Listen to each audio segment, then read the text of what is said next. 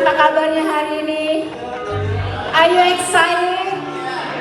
Oke, saya mengundang teman-teman yang masih berada di depan yang sudah selesai dengan pendaftaran untuk kita masuk bersama-sama. Kita akan memulai retreat kita session pertama dalam waktu yang sesingkat-singkatnya. Kita akan segera mulai. Silakan. Di sini masih banyak tempat yang kosong, jangan malu-malu teman-teman. Kemudian saya ingin mengingatkan bahwa kita dikasih dua gelang, warna kuning dan warna hijau. Yang warna kuning ini untuk Saturday, yang warna hijau untuk Sunday. Untuk setiap orang yang sudah registrasi untuk lunch, jangan lupa dipakai, kalau enggak Anda tidak kebagian. Oke, itu aja pengumumannya. Mari saya serahkan kepada para WL yang akan bertugas. Terima kasih.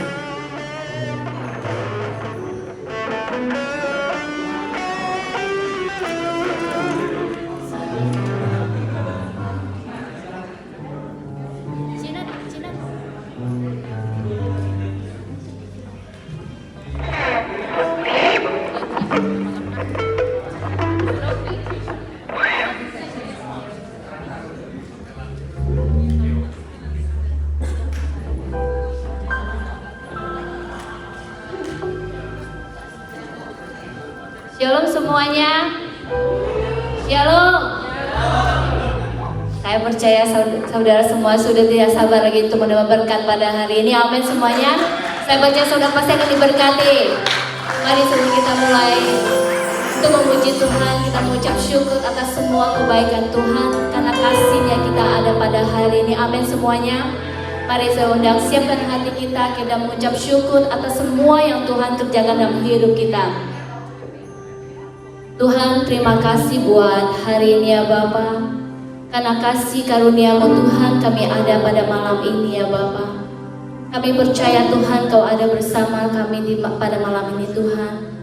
Engkau memberkati setiap kami anak-anak-Mu yang hadir malam ini ya Bapa. Kami percaya Tuhan ada sesuatu yang Kau percayakan dalam hidup kami Tuhan.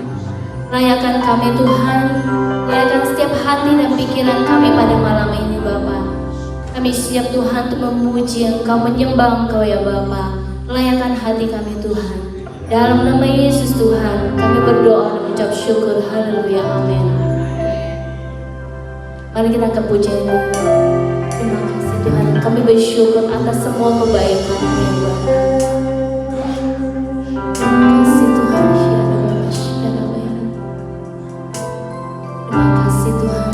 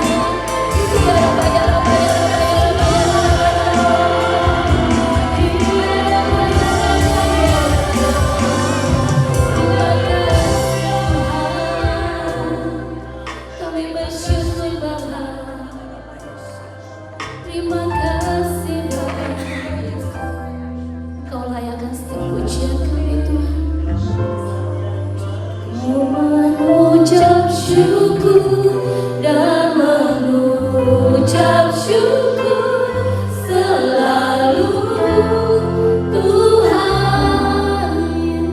Ku tetap percaya rancangan-Mu indah, rancangan-Mu indah selalu Tuhan Yesus. Kau terindah. Kau sangat teman-teman bagi berdiri.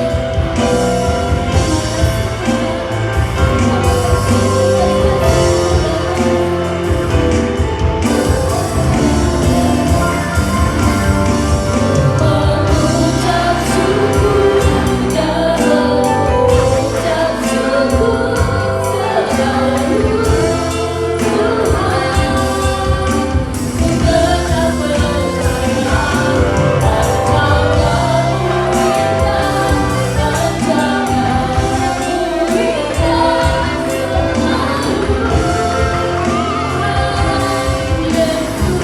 indah selalu Tuhan Yesus. Kau terindah.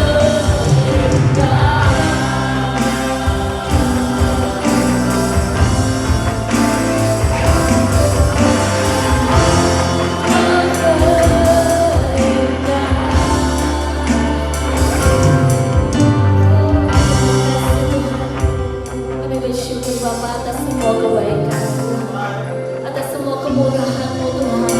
Terima kasih ya Bapa. Kami mau bersuka cita atas hadapan Engkau Tuhan, karena Engkau yang layak kami sembah, Engkau yang layak kami puji Bapa. Hanya dalam nama Yesus Tuhan kami mau bersuka cita di hadapan Engkau. Haleluya. Amin. Amin. Saya percaya saudara diberkati pada malam ini. Amin. Mari kita sama-sama bahagia pada malam ini karena kita berkumpul bersama saudara seiman. Amin.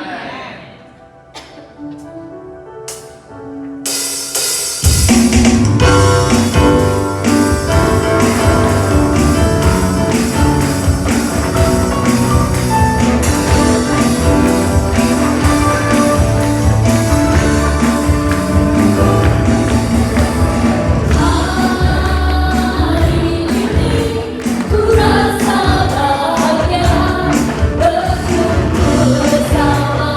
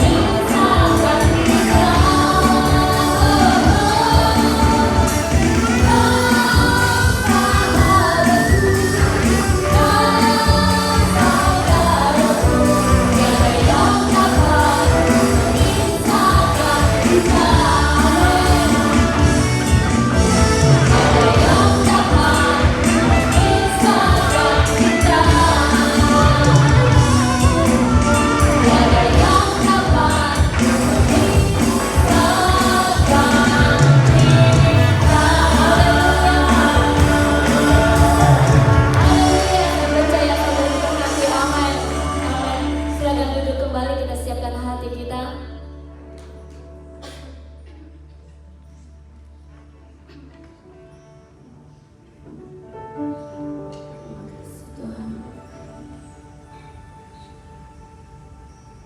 Terima kasih.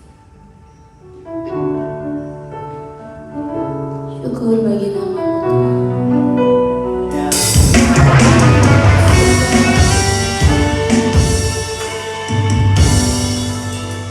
Terima kasih Tuhan.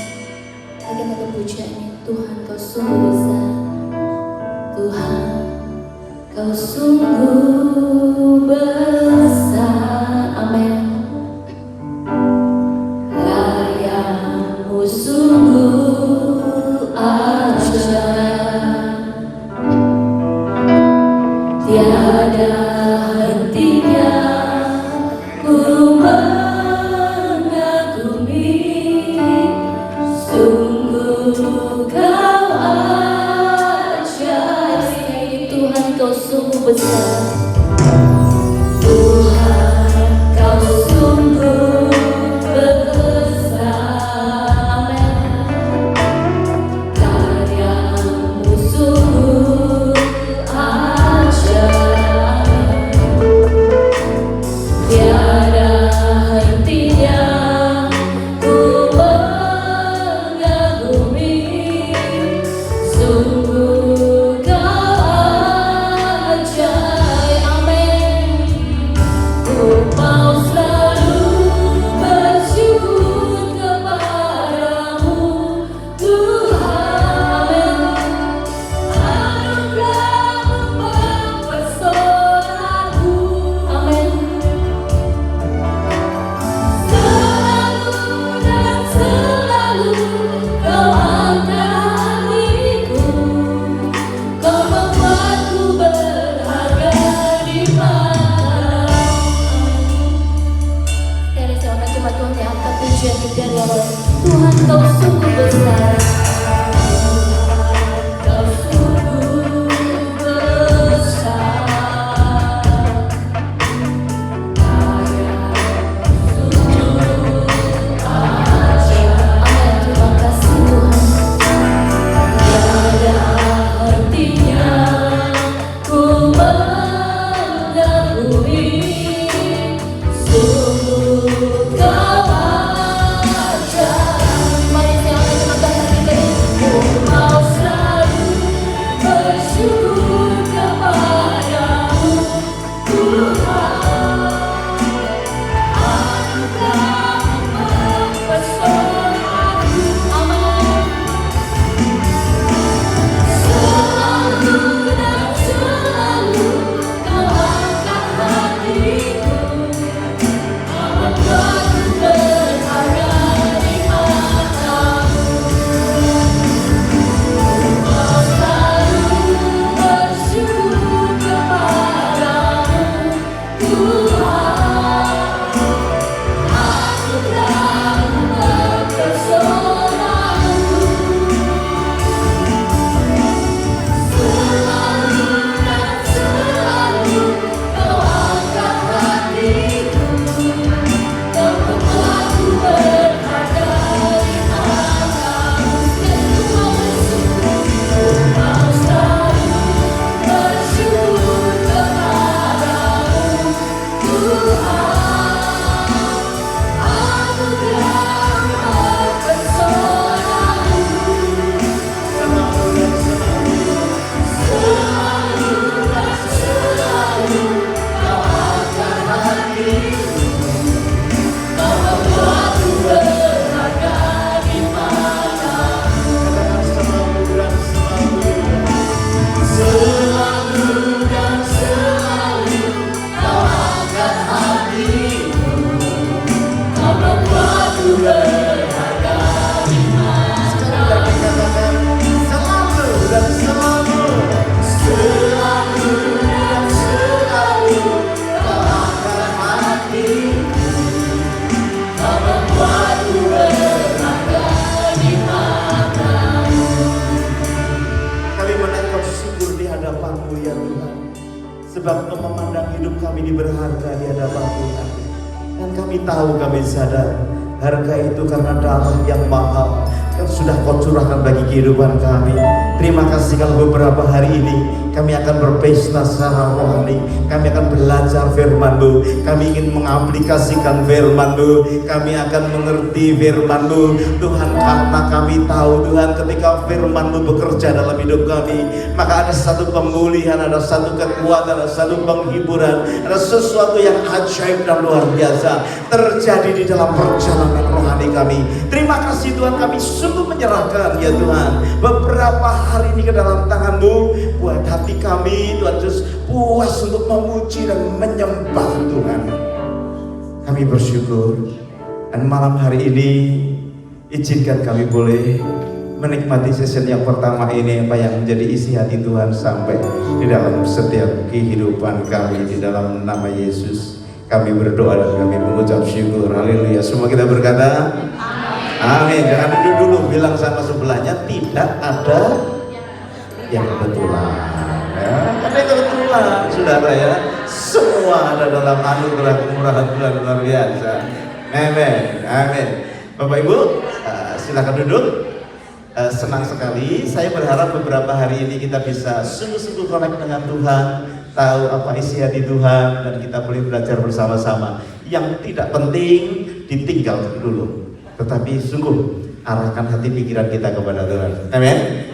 Coba kamu sama sebelah saudara, mau nggak gitu? Makan ya. Oke, sekarang saya mau tanya, saudara harus jawab jujur. Siapa yang suka dengan perubahan hidup? Angkat tangan. Oh, biasa. Banyak lah. Gitu. Perubahan yang baik atau perubahan yang buruk? Baik. Semua kita mau ya. Dan kita tahu nanti sampai hari Minggu kan kita celebrate Easter kan ya. Saya percaya kuasa kebangkitannya itu akan membuat saudara dan saya mengalami perubahan kehidupan yang luar biasa. Amin. Tengah-tengah kita ada Pastor Ruben Ong yang akan menjadi berkat kita sepanjang retreat ini. Baik-baik dengan dia, jangan sakiti hatinya, supaya doanya tidak mendoakan saudara karena saudara menyakiti, supaya minta kepada Tuhan 4 hari ini apa yang menjadi isi hati Tuhan sampai ke dalam hidupmu. Amin. Jadi mari kita akan beri sambutan yang paling baik Pastor Rubino.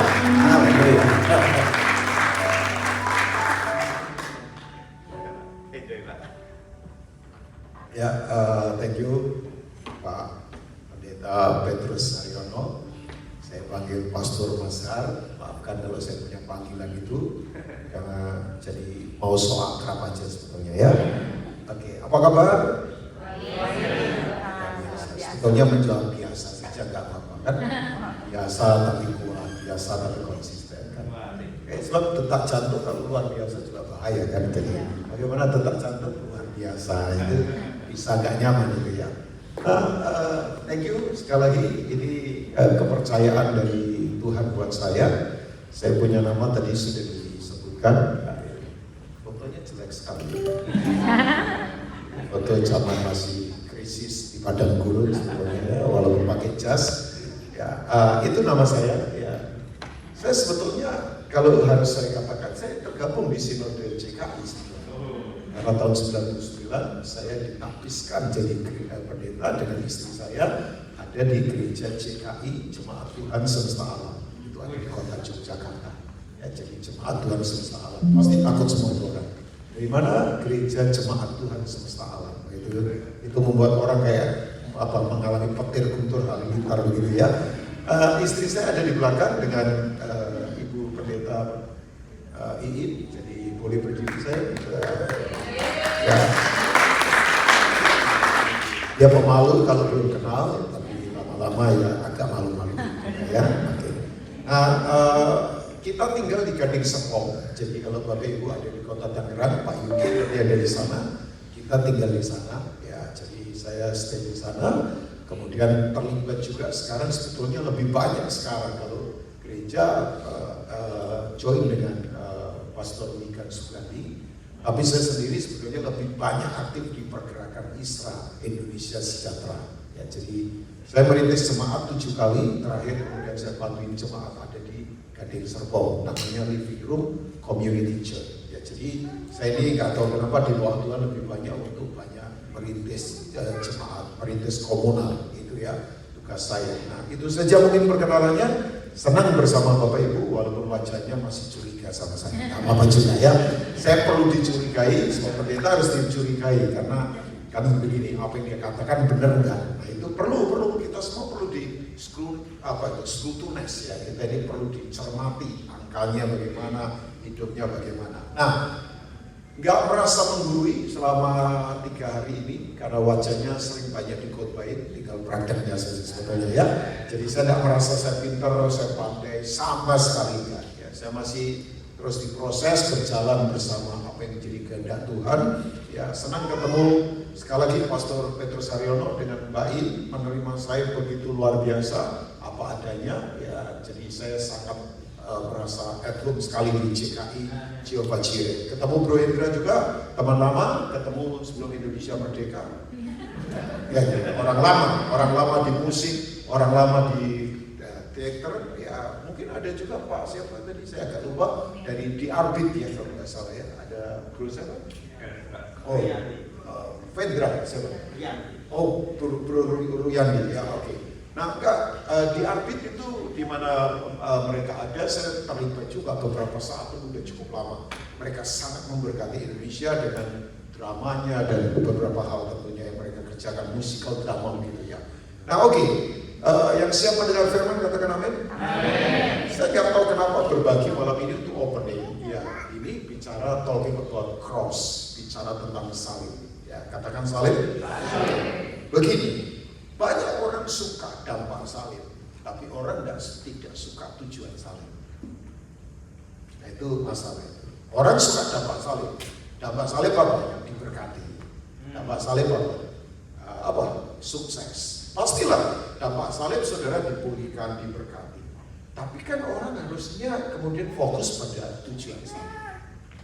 Karena tujuan salib adalah kita akan dibawa kepada keserupaan dengan Kristus. Karakter kita. Nah, ini.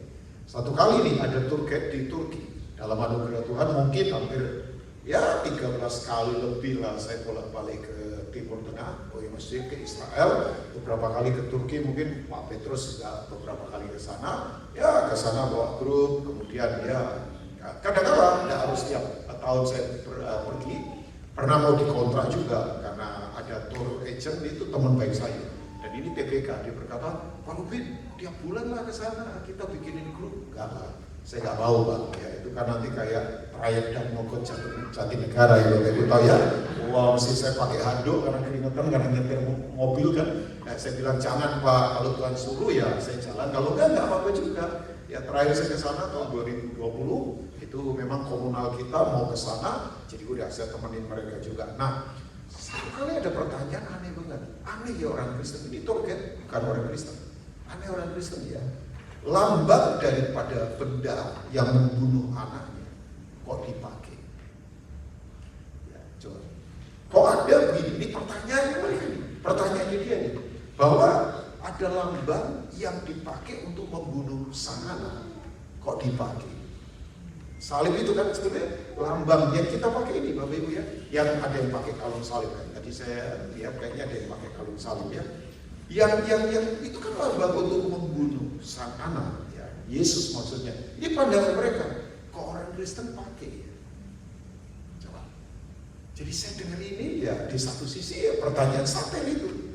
Tapi di sisi lain, oh ternyata kalau kita hanya mainan lambang, ya kita tidak akan kuat dalam kehidupan.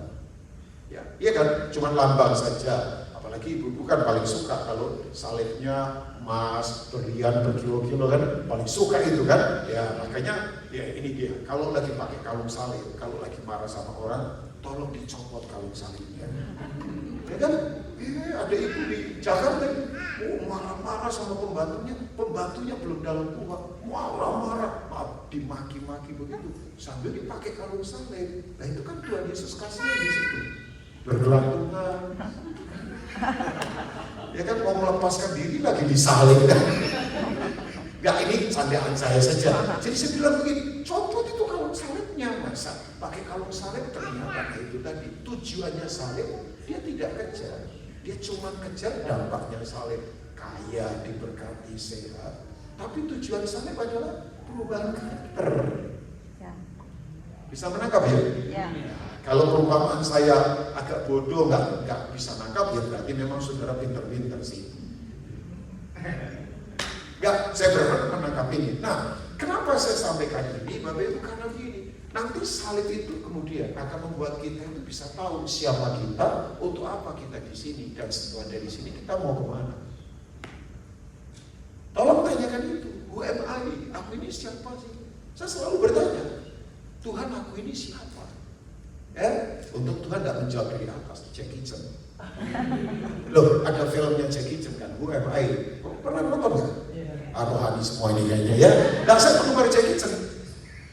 Ya kan, orang pikir dia niru-niru Bruce Lee, enggak, dia punya khas sendiri kan ternyata. Kan satu kali dia main film judulnya Who Am I, karena dia terbentur sesuatu, kemudian dia lupa ingatan. Tapi dari lupa ingatan itu malah dia jadi orang baik yang tadinya gak terlalu baik begitu, jadi kemudian jadi orang baik. Nah, oke, Who am I? Aku ini siapa? Ya, terus kita ini ada di sini, mengapa sih ada di sini? Saya tidak ngomong tempatnya, Bapak. Saudara ada di sini ini mengapa? Waktu Adam jatuh ke dalam dosa, kan Tuhan tanya begini, where are you Adam? Kamu ada di mana? Nah, di mananya itu bukan fisik. Oh enggak, Bapak Ibu. Kesannya aneh. Orang nggak percaya, agnostik berkata begini, Tuhanmu itu Tuhan nggak maha tahu. Katanya Tuhan maha tahu. Kok tanya Adam ada di mana? Adam ada di mana? Where are you? Waktu Adam jatuh ke dalam dosa, Kejadian 3 kan? Ya kan Bapak Ibu? Kan ada pertanyaan, Adam, kamu ada di mana? Where are you Adam? Nah, orang yang kita berkata begini, katanya Tuhan maha tahu. Kok Tuhan bertanya Adam ada di mana? Nah, saya beritahu, kalau Tuhan bertanya Adam ada di mana, itu bukan berarti Tuhan tidak tahu. Tuhan maha tahu. Yang setuju katakan amin. Tapi Tuhan mau supaya Adam tahu, dia tahu bahwa dia tahu. Adam tahu, dia tahu ada di mana. Itu yang amin ini. Itu pendeta pasti yang amin ya. Sebab kalau bukan pendeta pasti nggak amin. Saya yakin wajahnya pendeta. Yang tadi naik mobil sama kan? Oke, ya. Kita punya candaan ya. Saya ya memang iman timbul dari penglihatan. Ternyata ya. Sebab saya melihat yang sama terus itu jadi saya punya iman Mas. Oke, nanti kita diskusi. Itu khusus kalangan pendeta senior. Ya, jadi oke. Nah, betul. Bahwa gini, where are you Adam? Kamu ada di mana? Kalau Tuhan bertanya, kamu ada di mana? Bukan Tuhan tidak tahu. Kan Tuhan maha tahu. Tapi Tuhan mau supaya kita tahu bahwa kita tahu ada di mana. Nah, sebab ada orang begini, sudah hancur ngakunya hebat. Nah, dia tidak tahu ada di mana itu. Makanya orang seperti ini susah dipulihkan. Sombong. Orang kalau tahu ada di mana, hidup apa adanya, bukan ada apanya. Ya kan? Ya udah, jujur aja di hadapan Tuhan. Makanya Tuhan bertanya, Adam kamu ada di mana? Karena orang kalau tidak jujur, susah dilawan, percayalah. Bukan Tuhan tidak bisa melawan. Kalau saya ngomong lawatan bukan fisik. Lawatan itu he won't dwell in us. Dia mau berdiam. Lawatan itu bukan temporary. Didoakan rebah, ketawa-ketawa di depan, kemudian ya ngetawain orang karena suka ngejek begitu. Bukan. Lawatan itu dia mau latang permanen, total mau tinggal di dalam kita. Bukan fisik. Kalau saya kan fisik di sini. Ya kan? Ya fisik kan? Ya, terusnya saya tinggal di Australia kan, karena visa saya kan, ya visa, ya berapa sih? Saya dapat berapa sih saya? 3 tahun. Oh iya, memang saya baik berarti 3 tahun. Jadi Australian government menganggap Rubin Ong itu baik 3 tahun, lumayan ya. Ya dari wajahnya kayaknya ada yang kurang dari saya. Sekarang udah dikejar-kejar, baiklah ya 3 tahun, oke. Nah, karena begini, saya kan fisik saja, tapi saya dianggap sudah kayak keluarga di sini. Jadi nanti satu kali ya datang minta ditraktir Mas Har lagi ya boleh juga kan. Kalau Mas Har datang ke Jakarta minta traktir saya. Ya, kalau sudah traktiran begitu itu paling keren sudah. Sudah paling asli ya. Itu hubungannya sudah dalam. Deeper, iya, sudah dalam. Nah, Pertanyaan berikutnya, setelah dari sini saudara mau kemana? Sebab bicara walking in God's destiny itu bicara tentang yaitu tadi. Nah, salib itu adalah pusat daripada kekuatan itu. Amin. Oh iya. Makanya saya coba. Nah, ini begini, Bapak Ibu semua. Hidup itu mau kuat, berita harus benar. Sebab salah berita, salah hidup. Salah hidup, salah nilai. Salah nilai, salah tujuan. Saya ulangi lagi. Berita salah, hidup salah. Karena nilainya salah, akibatnya tujuannya salah. Oh iya Pak, benar. Saudara coba, kayak hidup ini kayak pasang kancing baju. Saudara begitu pasang kancing salah satu saja, udah semuanya berantakan. Ya. Jadi mari kita dengar kembali berita yang benar supaya hidup jadi benar, karena kita punya nilai yang benar dan kita akan punya tujuan yang benar. Ya. Katakan sekali lagi, berita benar, hidup benar, nilainya benar, tujuannya akan benar. Karena begini, berita yang kita terima dan kita yakini itu yang akan kita hidupi, dan itu akan jadi nilai kita, dan itu yang membuat kita mantap dalam tujuan. Ya kan? Oh iyalah. Jelaskan di dalam tujuan, tandanya ada 3 hal. Orang kalau tidak punya destiny, pasti 3 hal terjadi: menyeleweng, menyimpang, melecehkan. Kenapa orang suka menyeleweng, menyimpang, melecehkan? Jelas, karena tidak tahu tujuan. Jadi waktu Pastor Greg Miller kemarin, walaupun sekejap saja nganter saya, seperti saya dibawa malaikat gambaran Filipus, sebentar nganter saya ke hotel ini dalam beberapa menit saja, beliau langsung ceritakan tentang visi ini. Memang dasar pembicara, langsung to the point, langsung tepat sasaran, langsung kapasitasnya saya dapat. Itu pembicara begitu, tidak bertele kemana-mana, tukang obat biasanya. Ya, nah, saya malam ini tidak mau jadi tukang obat, saya mau langsung to the point saja. Jadi saya dapat gambaran dari beliau ya tentang tema ini. Tapi betul kan, bahwa orang kalau tidak memiliki destiny, pasti akan kamu menyeleweng, menyimpang, dan kemudian melecehkan kehidupan. Nah, saya ingin mengajak kita, yuk kita ke 1 Korintus pasal pertama. Ya, 1 Corinthians chapter 1, kita coba lihat ayat 18 sampai ayat yang ke-19. Ini suara saya oke ya, maksudnya stabil. Karena saya jadi trauma, istri saya selalu bilang, sayang jangan jauh-jauh mic-nya. Ya, oke ya? Ya, boleh suara saya kedengaran boleh? Mbak In, oke ya, suara saya bagus ya.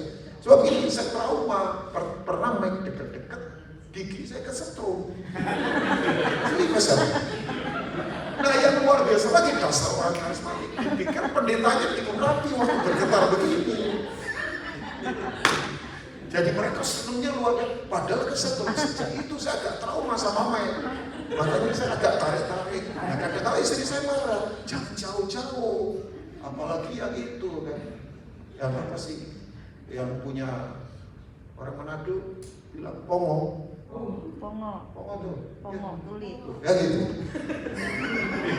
Ya orang Manado langsung menjawab, iya ibu orang Manado, sama pamer begitulah ya.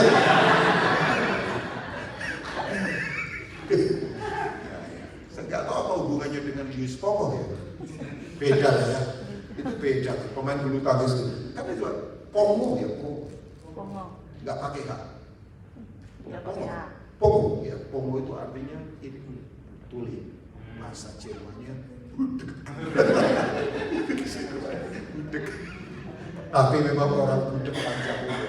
Asli, orang budek itu panjang umur. Karena malaikat panggil-panggil dia tidak dengar. Malaikatnya sampai putus asa, serang sampai sekarangmu. Go ahead.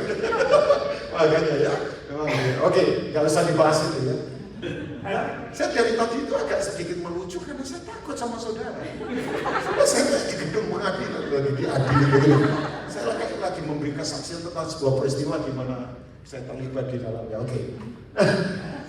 Sebab pemberitaan tentang salib ya, pemberitaan berarti ada beritanya. Tentang salib memang adalah kebodohan bagi mereka yang akan binasa. Iyalah, ada orang mati buat semua orang kan bodoh lah. Yalah, harusnya orang mati buat saya. Loh, Saya mati buat orang lain itu bodoh. Harusnya orang lain mati buat saya. Harusnya saya memperkaya dengan orang lain miskin, nggak apa-apa. Tapi ini enggak, mempermiskin diri supaya orang lain jadi kaya. Makanya kan jalannya sungsang. Itu Inggrisnya upside down kingdom. Diterjemahkan Indonesia to the point, sungsang. Bahasa Indonesia itu makanya jangan tidak bangga. Inggris panjang begitu, upside down the kingdom, sungsang. Apalagi paling enak kan? Ya kan? Oh iya, coba pemberitaan tentang salib itu adalah kebodohan bagi mereka yang akan binasa. Tetapi bagi kita yang diselamatkan, pemberitaan itu adalah kekuatan Allah. Tidak cuma hanya kekuatan, karena ada tertulis, aku akan membinasakan hikmat orang-orang beriman dan kearifan orang-orang bijak akan kulenyapkan. Jadi nggak hanya kekuatan, tapi ada wisdom. Hikmat, everybody say wisdom. Wisdom itu Sophia, nggak pakai lajubah. Nah, kata hikmat itu berasal dari kata Sophia, ide dasar pemikiran yang tajam yang membuat kita itu cara berpikir seperti Tuhan berpikir. Makanya dari hikmat ada strategi, dari strategi ada kekuatan, dari kekuatan ada kemenangan, dari ada kemenangan kita menaklukkan. Kenapa orang ditaklukkan? Ya gampang dikalahkan. Kenapa orang gampang dikalahkan? Ya karena bingung. Kenapa orang bingung? Karena tidak punya identitas. Siapa tidak punya identitas pasti bingungan. Siapa bingungan pasti gampang ketipu. Siapa ketipu pasti gampang dikalahkan. Siapa gampang dikalahkan pasti gampang ditaklukkan. Orang ditaklukkan karena gampang dikalahkan. Sebab karena gampang ditipu. Kenapa ditipu? Karena bingung. Kenapa bingung? Karena tidak punya identitas. Wajahnya saja bingung kok. Oke. Yang ngomong saja ikut-ikutan bingung. Yang kasihan translator saya tahu. Bapak ngerasain Bapak jadi translator supaya stresnya sama dengan saya Pak. Nanti nggak tahu terjemahnya apa, saya nggak tahu juga. Message-nya jadi salah. Yang diterjemahkan muding saya. Oh ini penderitanya ngawur ini. Bukan Pak. Oke, kembali Pak, bercanda ya Pak ya. Oke. Ya kan. Karena memang itu salah satu rohnya di sini ini lucu gereja ini. Penuh sukacita. Ya, enggak bahasa kerennya penuh sukacita. Ya, oke. Nah, lupa ngomong apa. Oke. Bahwa ini dia. Jadi kembali kepada berita ini. Bapak Ibu semua. Ini kan berita yang memang nggak populer di dunia. Ya coba. Ini salib itu kalau saya pakai bahasa kerennya begini, salib itu adalah cerita tandingan terhadap semua berita dunia. Cerita tandingannya ini. Kita mesti hidup ini memiliki cerita tandingan. Jangan ceritanya dunia terus, bahwa kebesaran diukurnya materi, bahwa kehebatan diukurnya jumlah, bahwa semua hal mesti ukurannya uang. Anak saya lulus dari dalam anugerah Tuhan dari Melbourne, dari RMIT. Ya, dalam kondisi COVID. Saya nganggur di rumah 2 tahun, nggak kemana-mana. Tapi apakah nganggur? Enggak, malah sibuk. Malah memberi lebih banyak daripada masa biasa. Dari mana itu? Aneh kan? Makanya saya ngalami, hidup ini saya ngalami. Kalau cuma teori ya buat apa? Ya, maafkan saya bukan pengkhotbah yang secara homiletik bagus atau apa, enggak. Tapi saya ngalami siapa Tuhan. Dan saya tidak pengen jadi pendeta. Asli, saya dipanggil. Ya, Tuhan panggil saya. Ya, makanya ya itu. Saya tidak mau dikalahkan oleh apapun. Tuhan panggil saya. Kita betul-betul berjalan dalam iman seperti apa? Ngalami Tuhan itu jauh lebih penting daripada apapun. Ya. Jangan hanya ngalami Tuhan di kebaktian, tapi alami Tuhan di kehidupan. Jangan sadar Tuhan di retreat ini, tapi sadar Tuhan di luar sana. Itu jauh lebih. Nah kalau di sini kan pasti sadar Tuhan lah. Kebangetan yang nggak sadar Tuhan. Mau tadi nyanyi tentang Tuhan, khotbah tentang Tuhan, nanti apa tentang Tuhan? Tapi di luar sana, Bapak Ibu. Di bisnis, di keluarga sadar Tuhan enggak? Jangan suka tempelin orang kiri kanan, jangan sembarangan dalam berkata, sadar Tuhan itu. Itu penting. Nah saya ngalami. Banyak orang tanya begini sama saya, Pak Rubin yang paling susah di pelayanan, yang paling susah adalah mengkhotbahkan yang saya lakukan dan kemudian melakukan yang saya khotbahkan. Itu tidak gampang. Saya mengkhotbahkan yang saya lakukan dan saya melakukan yang saya khotbahkan. Gampang gak itu? Enggak. Nah, salib itu cerita tandingan. Ya, iyalah, seperti tadi saya katakan, salib gak populer. Salib itu, ya, makanya tadi, salib bicara apa? Makanya salib itu adalah the center of glory. Salib itu pusat kemuliaan. Salib itu tempat pertukaran. Tempat pertukaran itu di salib. Kutuk ditukar jadi berkat. Apalagi penyakit ditukar jadi kesembuhan.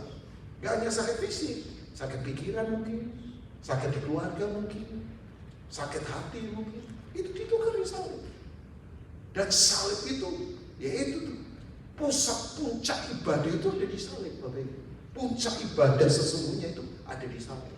Tapi kan memang berita tentang salib ini gak populer. Jangan sekarang gereja khotbahkan tentang salib. Karena salib itu, ini saya pakai bahasa, sangat kasar, jahanam kejam, berdarah-darah.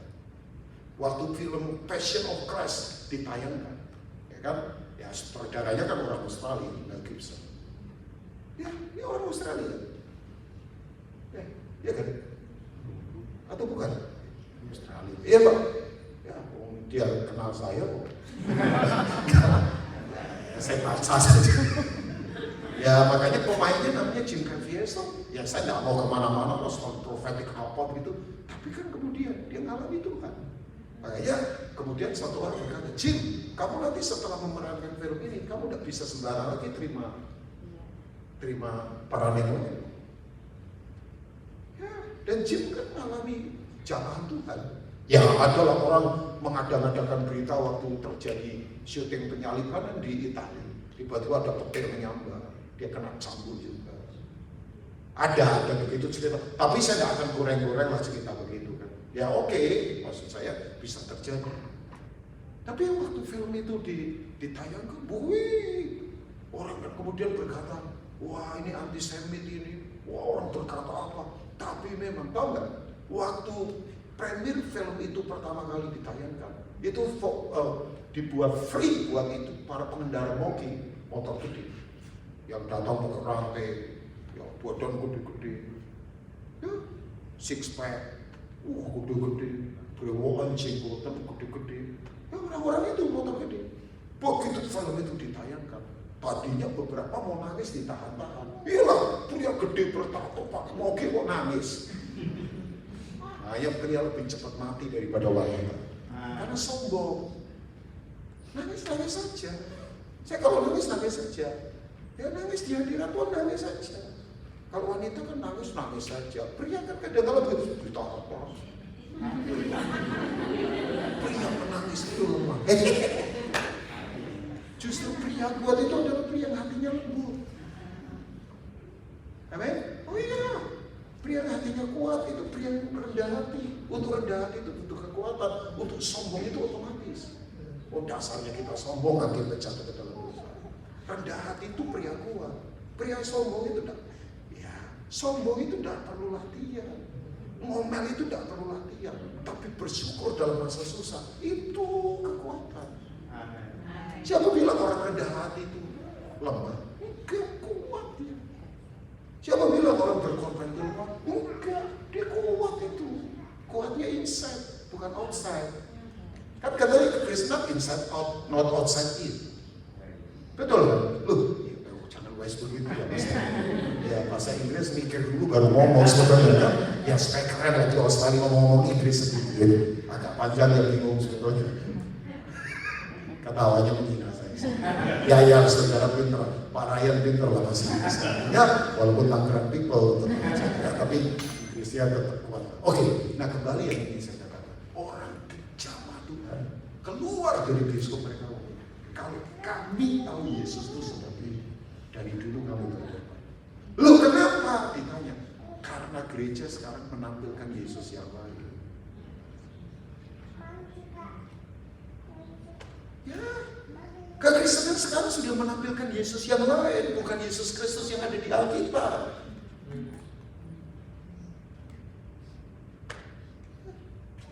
Oh iya, orang berkata, kan kita ini gambarnya Yesus. Tapi kenapa yang ditampilkan adalah kearoganan, kemewahan, merasa diri paling hebat. Makanya mereka berkata, kok Yesusnya lain ya?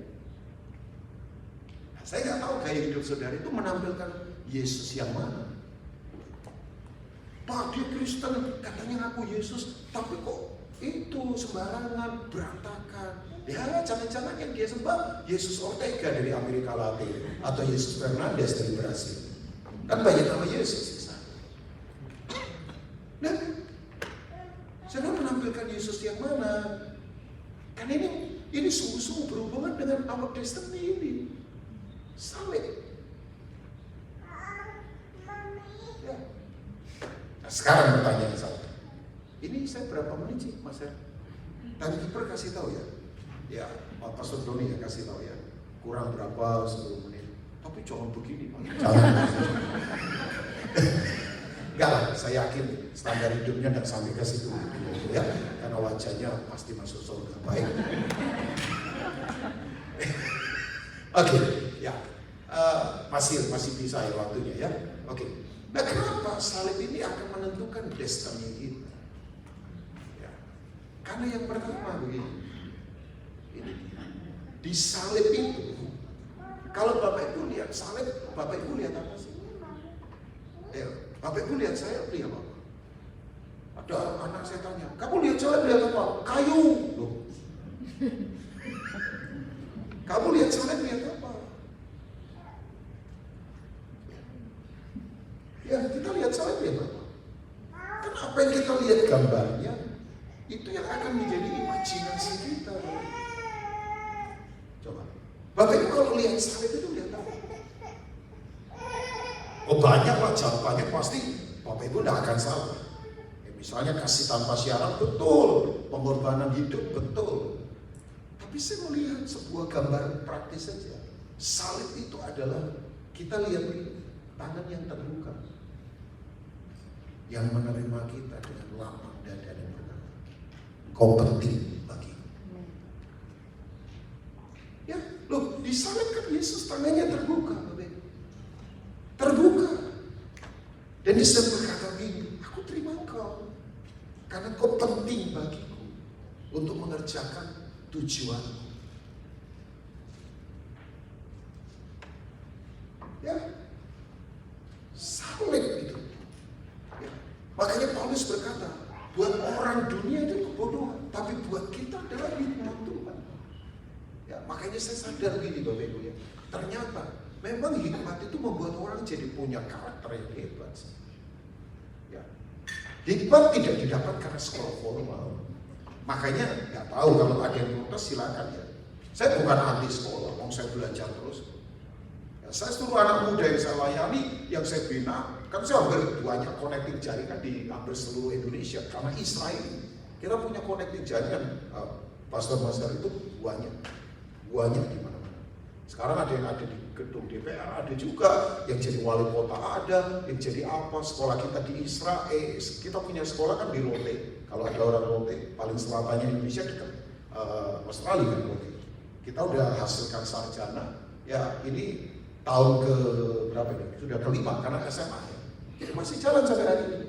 Ya, dormitory for free, ya nggak ada biaya apapun. Ini Inggris.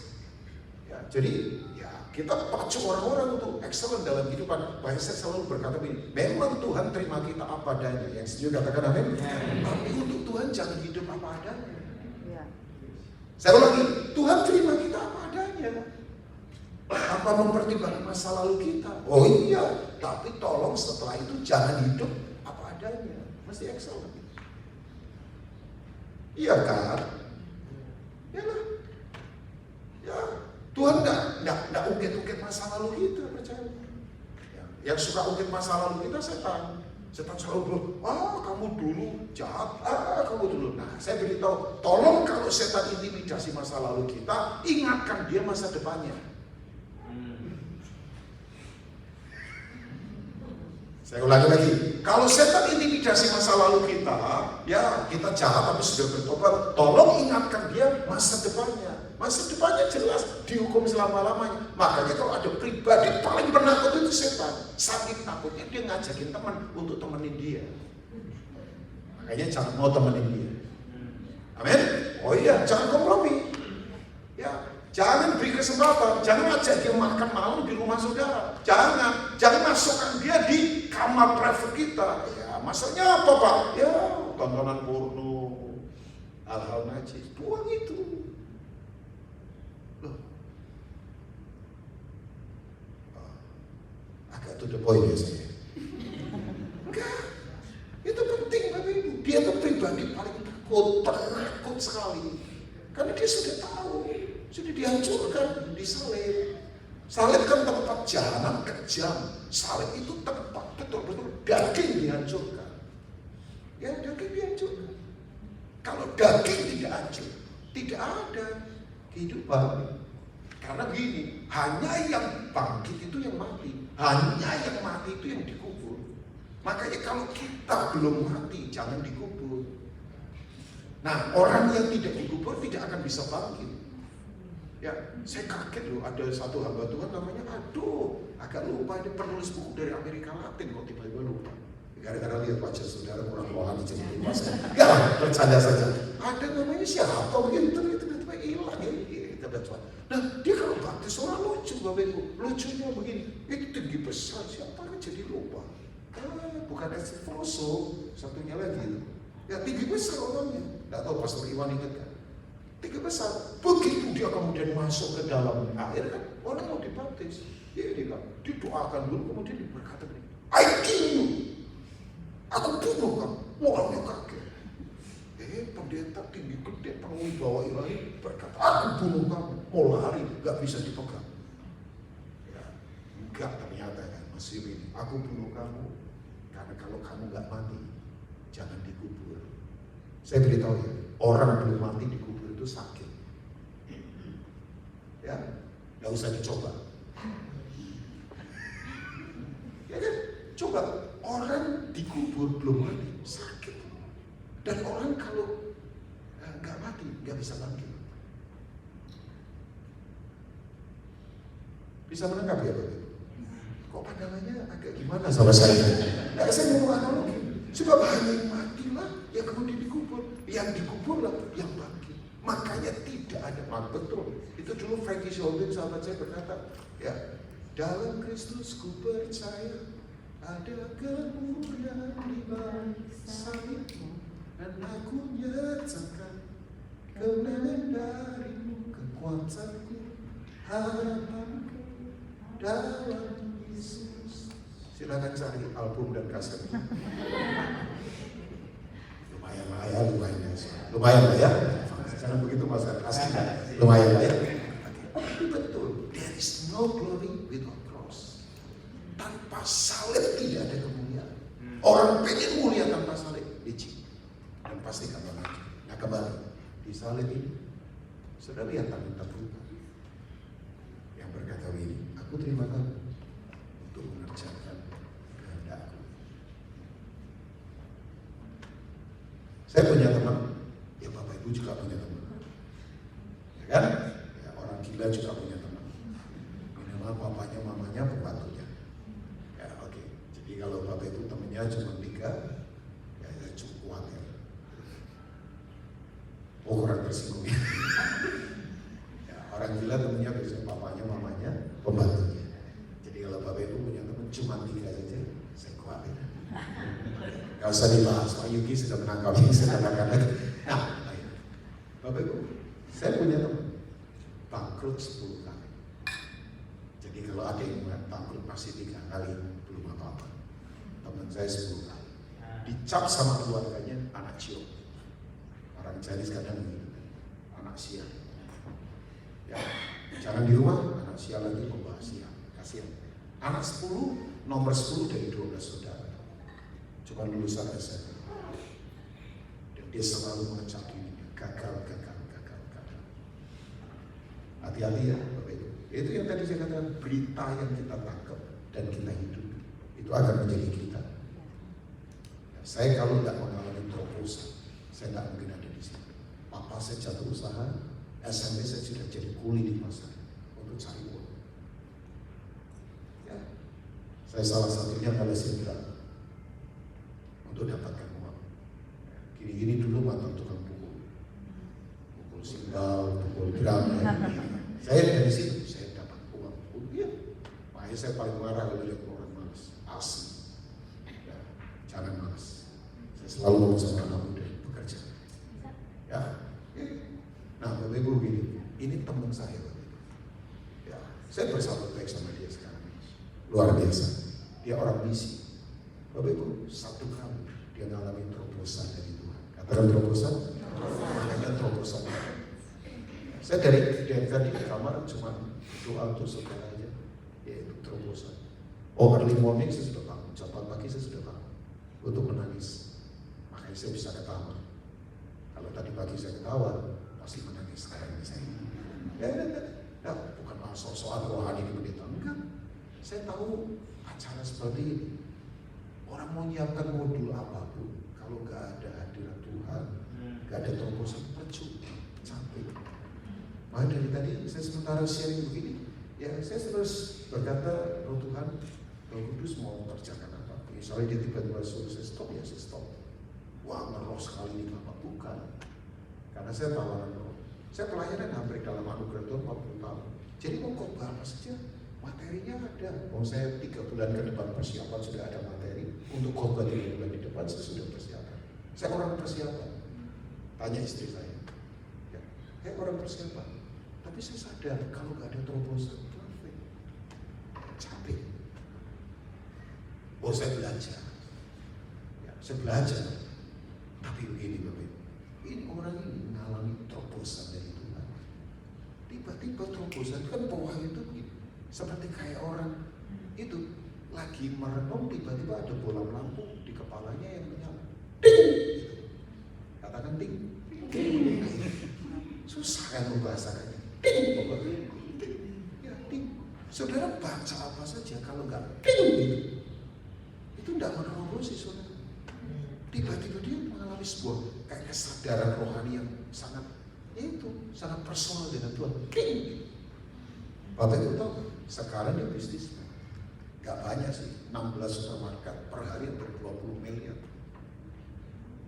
Itu apa kotor pemasukan. Itu di supermarket 3 hotel, kemudian 3 theme park. Ini kalau weekend ini ribuan orang datang ke theme park, seperti setor uang sama dia. Setia, yang seusia saya, kan saya masih muda, 30 tahun. Ketawanya memang kurang punya iman itu ya. Nah, tapi kemudian yang saya kagum sama dia, nah ini Bapak, waduh dia ngalamin terobosan. Ilmu ekonominya susah dimengerti, nggak sekolah. Oh dia berkata sekolah dari mana? Makanya bodoh pinter kan bukan soal gelar, bodoh pinter itu soal karakter. Dan karakter itu didapat dari mana? Hikmat Tuhan menghidupi firman. Saya pernah lihat nggak orang S2, tapi berantakan. Makanya nggak ada urusan dengan gelar. Bodoh pinter itu soal karakter asli. Ya karakter bisa diterjemahkan macam-macam. Siapa aku ketika sendirian? Karakter itu pondasi untuk membangun kehidupan tetap kokoh. Ya, tapi yang saya kagum dari dia luar biasa. Tapi tetap simpel. Dikasih anaknya sepatu Gucci, malah bengkak kakinya. Ya, sekarang dia pakai sepatu 400.000. Ya, tapi ya orang kaya keren lah. Ya, enggak, saudara pakai brand silakan, gak ada masalah dengan ini. Saya cerita teman saya. Dan orangnya polosnya luar biasa.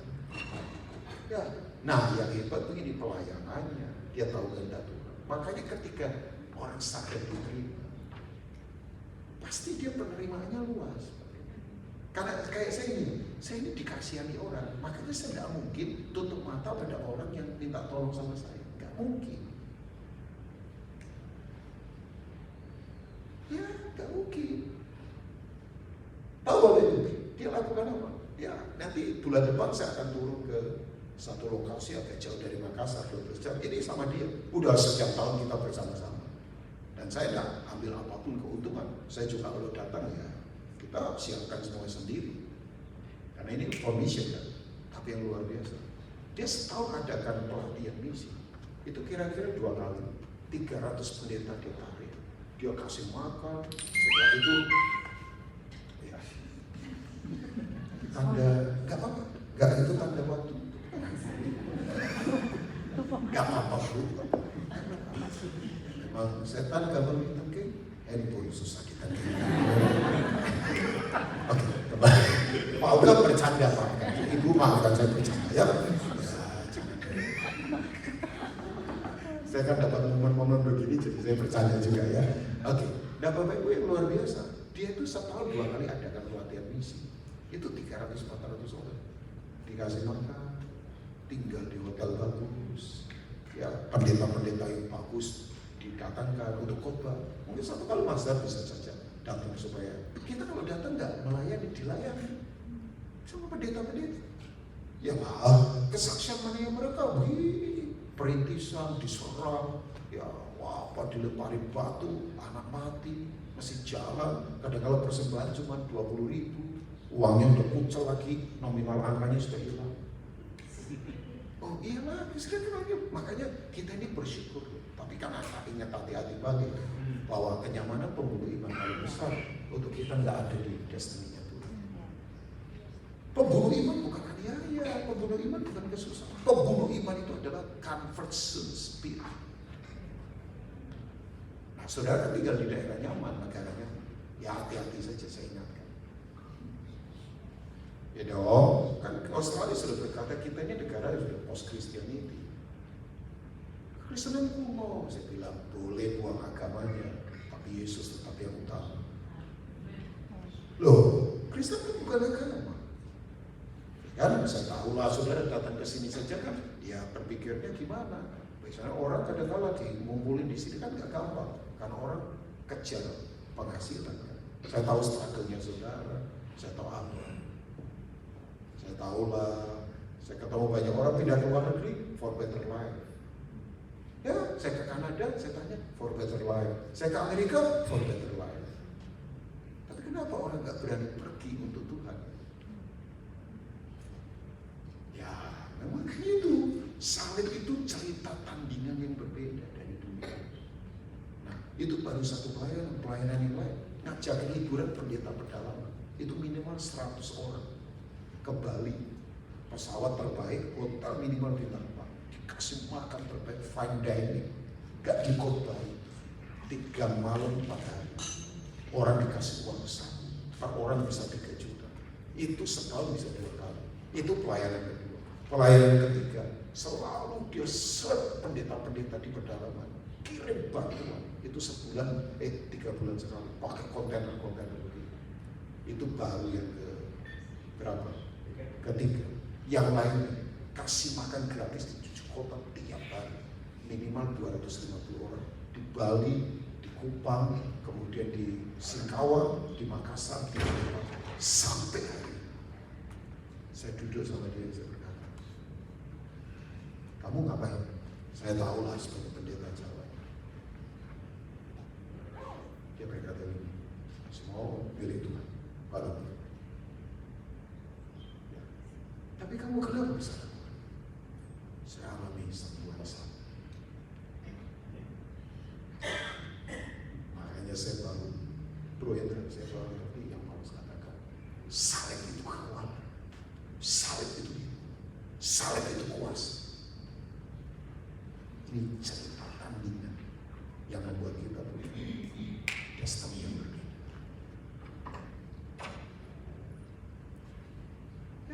Sampai saya berkata, ini saya katakan Mas, coba ya, 20 saja pengusaha di Indonesia kayak Bapak. Itu kata Indonesia penuh kemuliaan bukan slogan. Maaf ya, kata Indonesia penuh kemuliaan ini masih slogan. Belum praktis, masih mistis. Semua yang tidak dipraktekkan itu mistis. Belum praktis. Sampai saya berkata, wah, saya langsung bercanda. Kamu orang yang gagal. Oke, sumpah aku gagal miskin. Banyak orang gagal kaya. Ini gagal miskin. Ya, sampai saya bilang kamu pintar ya. Pintarnya Pak Rufin ini. Senangkan anaknya, bapaknya pasti senang. Menangkap ya? Oh masih bingung juga. Senangkan anaknya, bapaknya pasti senang. Dia kan menyenangkan anak-anak Tuhan. Ya bapaknya yang punya anak pasti Coba, saya senang dengan adanya Pak Iwan senang nggak sama saya? Kebangetan kalau enggak. Padahal menjawabnya senang dulu. Saya potong dulu makan ya, karena Pak Iwan menjawabnya nggak lama, delaynya lama gitu. Pakai eho. Enggak lah, bercanda ya Pak Iwan ya. Jangan marah sama saya. Ya, iya kan? Coba kan saya senangkan Toli-Toli. Bro Toli-Toli. Ya Bro Jesa. Kan dari Toli-Toli ya? Iya kan? Ya maafkan kok jadi Bro Toli-Toli. Masih jadi daerah Toli-Toli. Bener kan? Cuma namanya saya lupa. Makanya saya sebutkan daerahnya Bro Jesa ya. Pastor Jesa. Loh, kamu juga bukan orang pastor. Petamburan kan? Petamburan. Ketahuan wajahnya Petamburan saya tahu. Kan yang mencermati skoroskop bahasa jadi tadi sesat atau tidak. Ya Allah, Petamburan. Ya. Coba, senangkan anaknya Bro Jason. Sudah punya anak kan? Sudah punya anak. Seberapa? Udah mantap. Mantap. Itu orang mantap. Mau 3, buatan lagi nih. Oke, lama juga. Sudah kerja di Australia, banyak. Nanti kalau sensus, pendeta jangan kalah sama penjahat. Amin. Oke, jangan dibahas itu. Oke, kembali. Karena saya cuma 1 karena ya dia bilang, kok 1? Nanti kalau sensus penjahat lebih banyak. Ya misalnya ya. Tapi kan nggak, maksudnya yang anak 1 atau belum punya anak juga nggak apa-apa. Kan anak rohani banyak. Ya kan nggak harus anak kandung. Saya juga punya banyak anak-anak yang saya bina. Yes. Oke, pasti senang ya. Kalau saya senangkan anak, pasti Bro Iwan senang, Bro Jesa pasti senang. Ya. Dia kemudian kata, nah begini, jangan ada yang tidak penting di sini. Boleh saya berbicara, orang merasa murah pasti jual dirinya murah. Orang tahu dia berharga, gak akan murah. Kenapa orang bisa dibeli uang? Kenapa orang bisa dibeli kekuasaan? Yang murah, sudah tidak murah. Coba lihat Saul, tangannya terbuka. Disitulah semua kutub, ketakutan, kekhawatiran mau dihancurkan. Makanya Saul itu pusat kemenangan. Itu destiny. Tapi yang kedua, jangan hanya fokus pada dampak salib, tapi fokus pada tujuan salib. Amin. Ya. Oke, saya harus ke Efesus 2 ayat yang ke-8. Let's see. Pastor Iwan boleh main pelan-pelan? Ya, main pelan-pelan boleh. Ya kalau ciri gereja karismatik, kalau musik sudah mulai main, itu artinya khotbah mau selesai. Kalau dia belum selesai, pasti sinyal semua. Nah itu sinyal lagi berkata, tempat kita duduki Pak Pendeta dulu. Nah, sebelum saya dibegitukan, saya membegitukan dulu ya. Lagu Korea boleh juga. Ada lagu Korea rohani, tidak hanya lagu Indonesia. Nah ini dia, jelas ini jelas. Salah teologi jelas.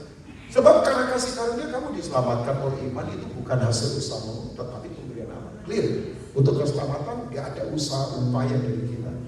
Ya, kebaikan saudara, perbuatan baik saudara tidak menyelamatkan saudara. Tidak. Makanya agama tidak bisa menyelamatkan kita. Ya dong. Oke. Ayat yang ke-9. Sama diulang lagi tapi lebih mantap lagi. Itu bukan hasil pekerjaan. Jangan ada orang yang memegahkan diri. Jadi artinya kemurahan Tuhan, kasih karunia. Apa itu kemurahan Tuhan, kasih karunia? Kasih karunia itu gitu. Kita tidak mampu, tapi mampu karena Tuhan yang memampukan. Kaki saya mendarat di banyak tempat. Apakah itu saya?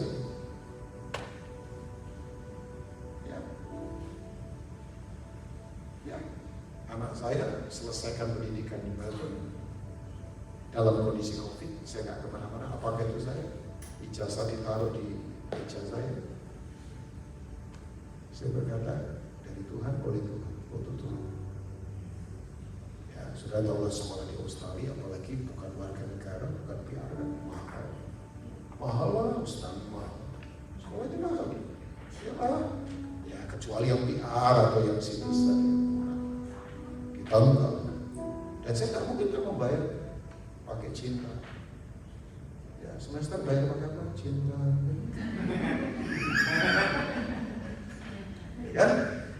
Kan cinta begini ya, sarangnya ya. Tapi kalau saya begini, bukan cinta lagi, pujian. Ya, tapi selesai. Oh iya, apa itu namanya? Ya susah, otak saya memahami kekurangan Tuhan. Saya tidak mampu, tapi mampu karena Tuhan yang memberi mampu. Ya, itu jalan Tuhan. Nah, oke, jelas. Tapi kan begini, tujuannya apa? Nah, betul itu yang Pastor Jonathan Patyasira pernah katakan.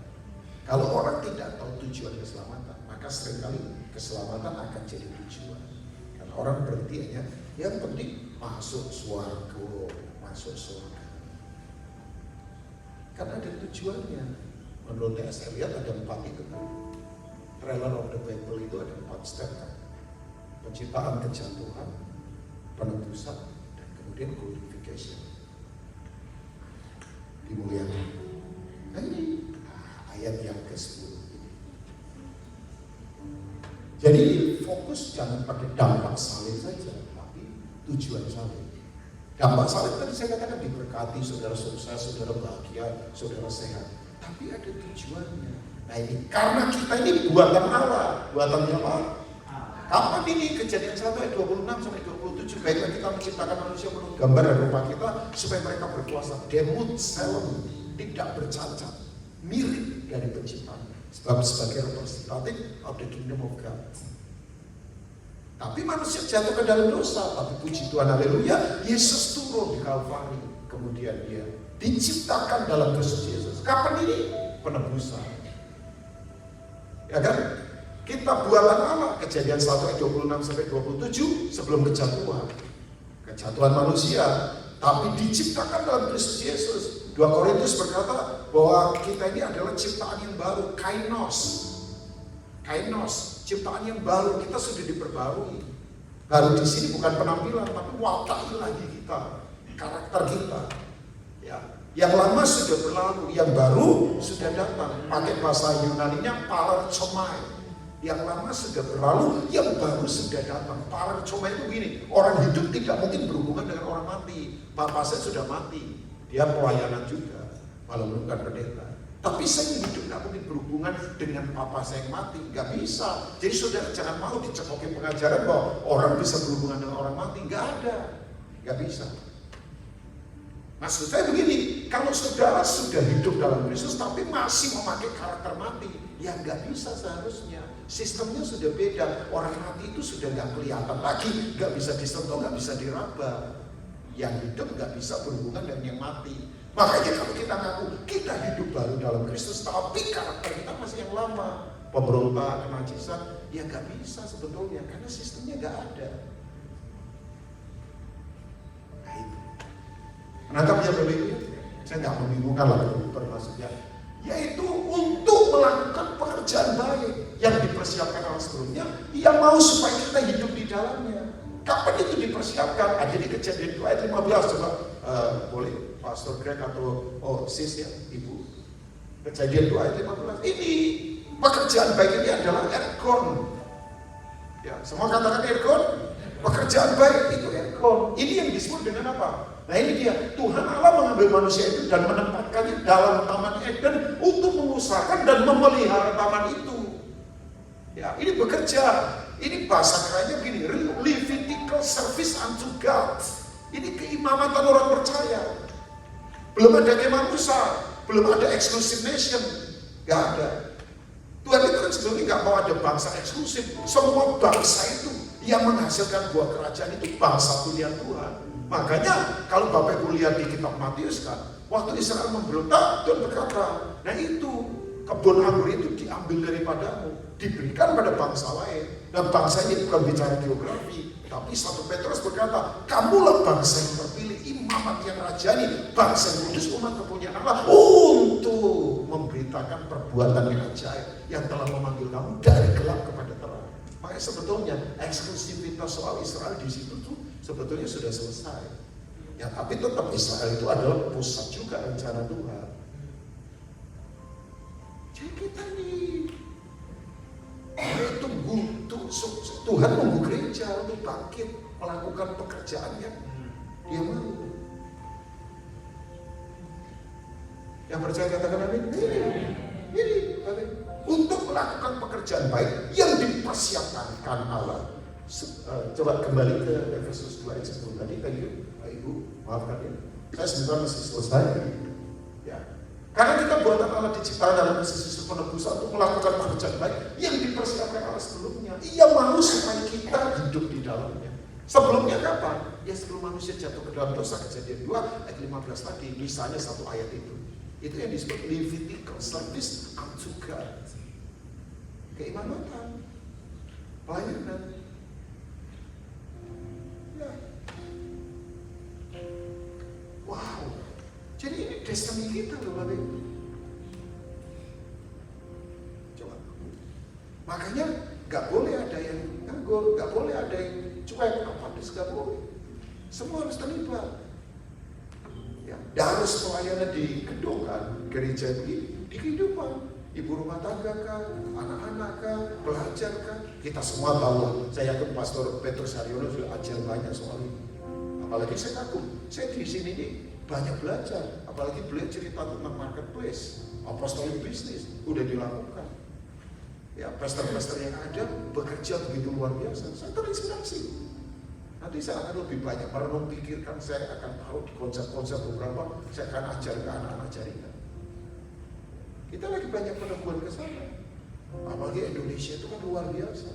Kita jangan jadi penonton. Saya sudah bilang ini, pemerintah mendapat, bayangkan butuh kira-kira 20 juta sapi. Indonesia ini sekarang ada 2 juta sapi. Karena kan susu gratis tiap hari. Maka, oh iya. Dan itu kita jangan jadi penonton. Itu luar biasa opportunity-nya. Itu nanti pakai plasma-plasma, saya suka Pak. Kayak keluarga-keluarga dikasih sapi satu, dikembangkan, nanti dijual, ditampung. Kan itu asik Bapak. Loh, ke depan begitu. Ya ada banyak hal. Tapi kan nggak bisa sendirian, mesti bergerak bersama-sama. Ada banyak. Ya Indonesia banyak. Luasnya luar biasa, opportunity-nya luar biasa. Cuman kan memang masalahnya orangnya harus diajar untuk bekerja. Ya, oke. Sudah mau melakukan pekerjaan baik? Amin. Terlibat. Gak tahu ada yang tahu gak? Salah satu orang yang disebut pahlawan iman namanya Jim Elliot. Ada yang tahu Jim Elliot? Dari Youth for Christ masuk ke satu tempat namanya Paraguay. Dia melayani suku Achua yang masih sinkritisme. Itu tahun berapa saya akan lupa ya. Ini orang pintar ini semua. Dia datang dengan tim membangun sekolah, melayani. Tapi nggak mencapai usia 30 tahun. Sebab dia kemudian dibunuh dengan cara panah nancap ke tubuhnya. Itu kira-kira lebih dari 15 anak panah. 10 tahun. Kena mata, kena hidung, kena paru-paru, kena jantung, kena perut, kena kaki. Dibuang, setan kena, rasa itu mati. Tapi kan mati dalam Tuhan bukan tragedi. Oh ya kan? Loh, mati dalam Tuhan itu bukan tragedi. Tragedi itu adalah hidup tapi mati. Saudara pernah lihat orang hidup tapi nggak ada sukacita, nggak ada visi, nggak ada pengharapan. Nah itu kasihan. Loh, mati dalam Tuhan itu bukan tragedi, tapi hidup yang mati itu tragedi. Seperti misalnya orang berhasil dalam tugas yang salah, itu tragedi. Kaya tapi mengorbankan yang lain, itu tragedi. Loh, iyalah, sudut pandang kita harus beda, makanya beritanya harus benar, supaya nilai benar, hidup benar, tujuan benar itu kan yang dari tadi saya tekankan itu pada saudara. Tujuan saya ke sana, supaya kita tetap walking in God destiny. Jadi kan tema saudara itu ya, Pastor Greg Miller kemudian sharingkan ke saya tentang ini, walaupun sebentar, tapi itu, saya menangkap baiknya. Ya Pastor juga banyak memberi masukan. Ya kan, lo mau apa? Ya, kalau enggak kita sayang Bapak. Makanya tadi saya di awal udah bilang, Bapak Ibu perlu bertanya, saya ini siapa? Mengapa saya ada di sini? Setelah dari sini saya mau kemana? Ya jelas dari sini saudara akan berhadapan dengan tanggung jawab di kekekalan. Saya kan sendiri menghadapi Tuhan. Ya, ada ujung kekekalan. Makanya betul, kenapa saya capek-capek pelayanan? Karena saya tahu ada ujungnya nanti. Ada ujungnya. Saudara sekarang ini tidak dipersiapkan untuk liburan. Saudara dipersiapkan untuk memerintah. Nanti liburannya nanti maksudnya nanti. Ini saudara memerintah. Take dominion. Wah sok-sokan ini pendeta. Bukan. Lah kuasa Tuhan dipakai untuk apa? Nanti saya akan sharing. Mungkin saya, kalau Tuhan berkenan, saya di sesi KKR juga akan bicara tentang penuh kuasa. Tujuannya itu apa? Masa Roh Kudus diberikan supaya kita hanya ketawa. Ya oke lah. Masa cuma hanya geblak tapi nggak berubah. Geblak boleh, tumbang boleh tapi berubah nggak? Mending berubah daripada cuma sekedar tumbang. Lah sudah tumbang nggak berubah lagi. Zaman dulu kan ada itu suka, itu kan didoakan menggelinding, rolling namanya ya, holy rolling, menggelinding kan itu dulu jam tahun berapa ya? Wah, cuma orang buang holinya tinggal rollingnya, jadi suka rolling aja. Enggak kan, ada tujuan Bapak. Ya kan, loh semua itu cinta kan ada tujuan. Saudara punya pekerjaan di sini ada tujuan. Saudara, loh semua ada tujuan. Semua tubuh kita pun punya tujuan. Tujuan kan? Ya kan Bapak ada tujuan. Pakai kehilangan tujuan bahaya. Ya, katanya bercanda. Kalau Mike ini ketemu orang yang nggak tahu Mike, ya bisa terjadi pelecehan Mike. Bapak ini bisa bukan ulek-ulek sambal. Ya katanya orang bercanda begitu, ya bisa, tapi sudah nggak mungkin lah. Masa ibu-ibu begitu ketemu Mike buat nyambel? Enggak lah, kan tahu ulek-ulek lah. Tapi itu yang disebut. Dulu kan pernah di satu desa di Gorontalo di Sulawesi Utara ya, ibu. Ya itu kan daerah Cengkeh. Saya lupa daerah mana. Coba semua. Tiba-tiba Cengkeh di itu, di apa sih namanya? Dikondisikan harganya sama. Wah, sebelumnya orang petani Cengkeh kaya raya. Cengkeh per kilo itu di atas berapa? Kira-kira 150.000. Bayangkan yang punya ratusan pohon cengkeh, panennya banyak. Tahu nggak? Tiba-tiba kayak mendadak, kayak belum lama ini di Tuban, tahu nggak? Diketemukan sumber minyak, diambil oleh Pak Ahok sebagai komisaris Pertamina. Itu pertama dibayar bukan ganti rugi, tapi ganti untung. Pemerintah kita sekarang keren. Istilah dulu kan ganti rugi, sekarang nggak ganti untung, sebagainya. Ya kan? Saya sekarang lagi menunggu saja rumah sakit diganti namanya rumah sehat.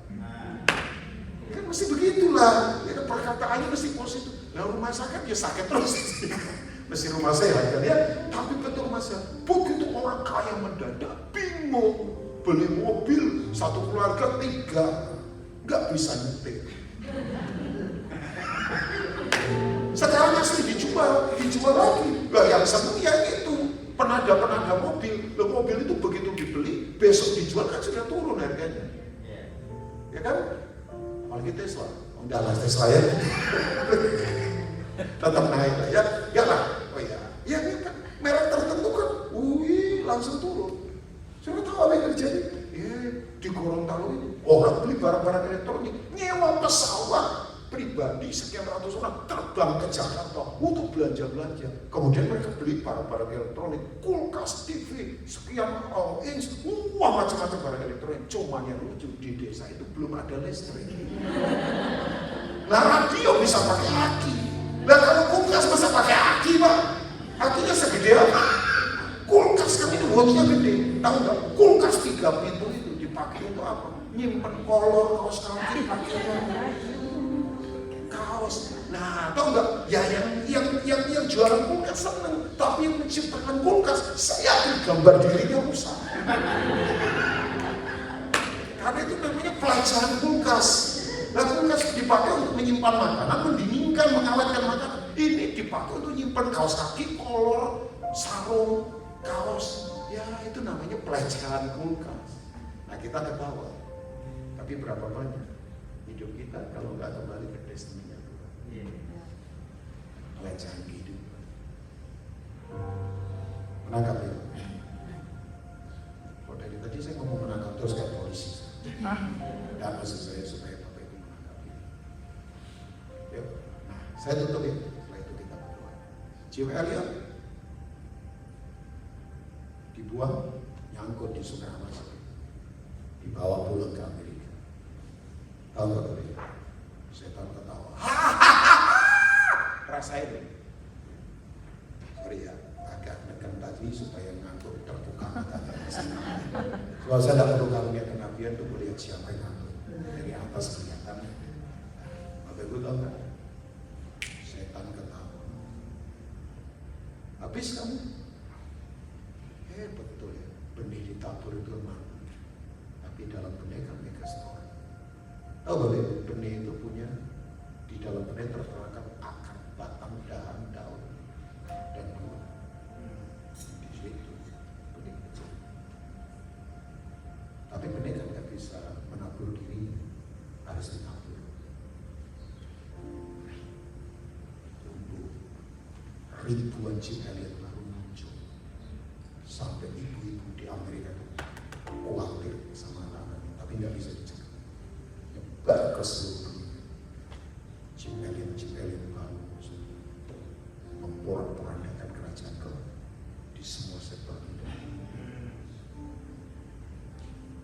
Saya bisa sebutkan, ya, Salvation Army, orang biasa. Walaupun saya nggak tahu ya kenapa mereka sekarang buka toko. Tadinya semua rumah sakit kan ada rumah sakit apa sih namanya, Bala Keselamatan di Indonesia banyak rumah sakit. Semarang ada itu di daerah Candi, Jakarta ada di daerah Salimba, operasi mata katarak gratis.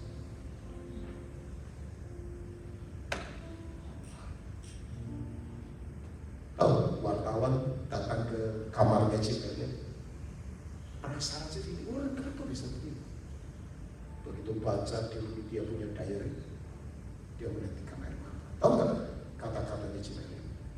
Orang yang tidak bodoh adalah orang yang berani menyerahkan sesuatu yang dia tidak bisa jaga untuk dia memperoleh sesuatu yang tidak bisa diambil dari diri. Saya ulangi lagi kepanjangannya.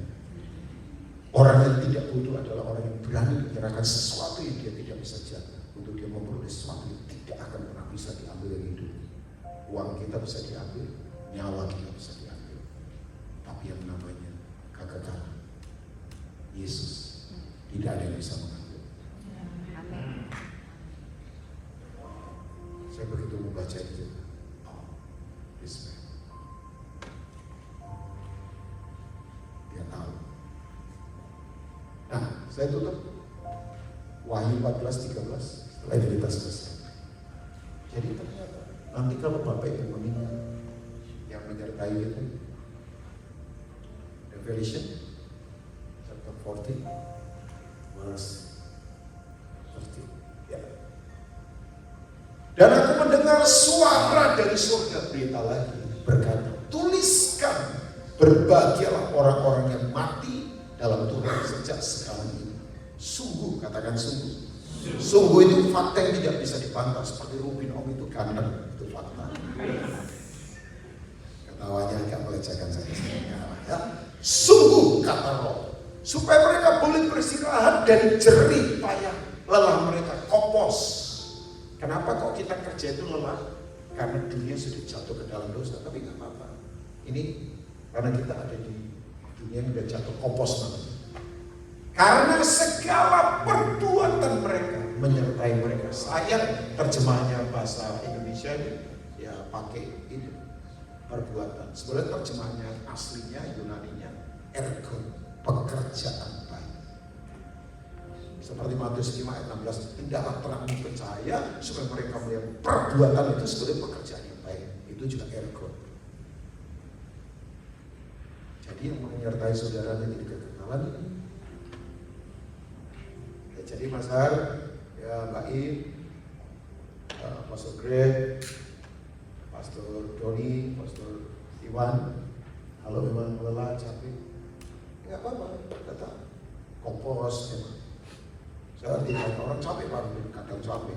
Apalagi di khotbah nggak berubah-ubah, capeknya minta ampun itu. Tapi kan, saya langsung ingat, seger lagi ya, seger lagi, seger lagi. Segernya namanya, tahu seger ya? Seger itu fresh, fresh.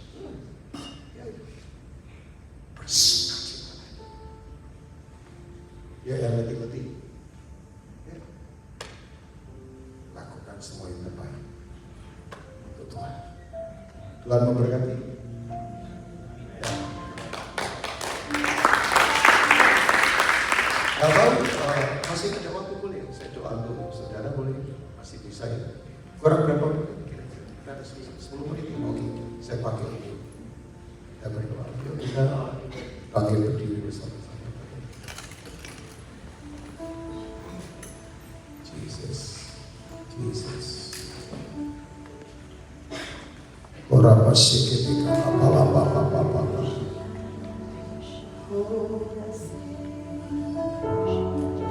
Jesus.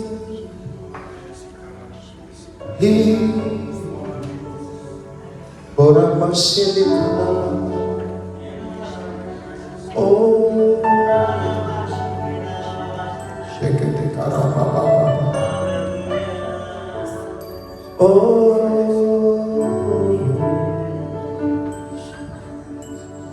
karapalapa sih, karapapa, acai, oh, akarapa sih, dia ada di tengah-tengah kita. Salib itu cerita tanding, acai, acai. Cerita dunia adalah cerita ketidakadilan. Cerita bahwa orang-orang yang kaya selalu jadi VIP. Ya, walaupun gak salah kita kaya, tapi kita tahu tujuannya buat apa. Tapi salib bicara tentang pengorbanan kehidupan, mengutamakan orang lain lebih dari diri sendiri. Salib berbicara matinya daging dan hidupnya roh untuk mengerjakan apa yang menjadi kehendak Tuhan.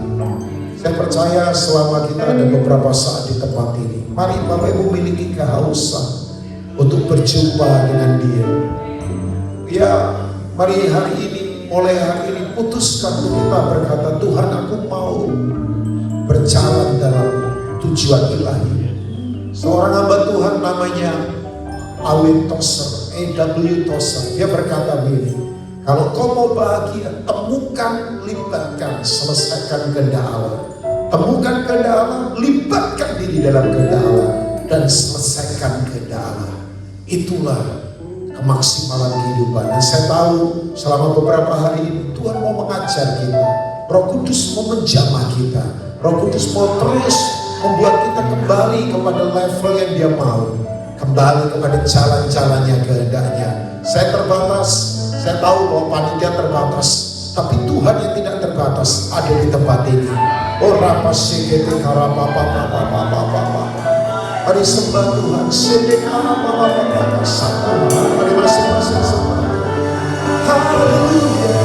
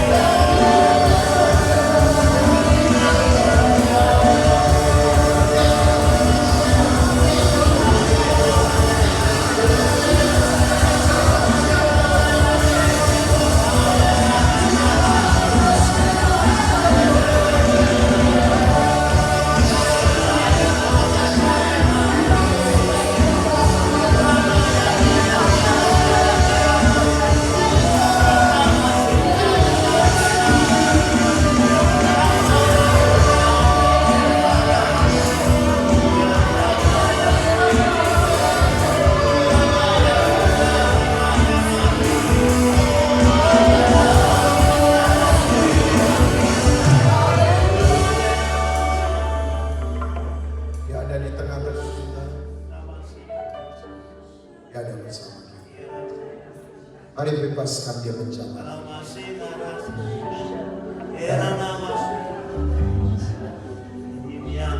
Kalau ada saudara yang didoakan, karena selama ini cerita yang kita ini adalah cerita dunia, tapi mari kembali kepada cerita salib.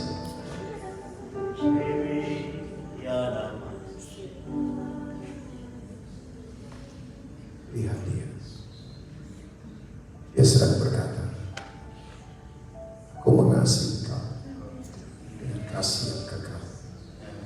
Sebab itu aku melanjutkan kasih setiaku kepadamu. Yeremia 31. Aku akan membangun kau kembali, sehingga kau akan bersukacita, hai anak darah Israel. Kau akan seperti taman yang diairi dengan baik. Ada kesegaran. Dia ada di sini yang ingin doakan, boleh angkat tangan dari tempat saudara sekarang.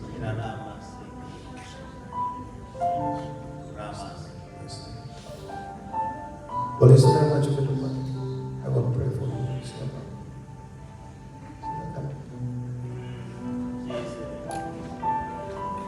Yang rasa perlu didoakan sama-sama juga.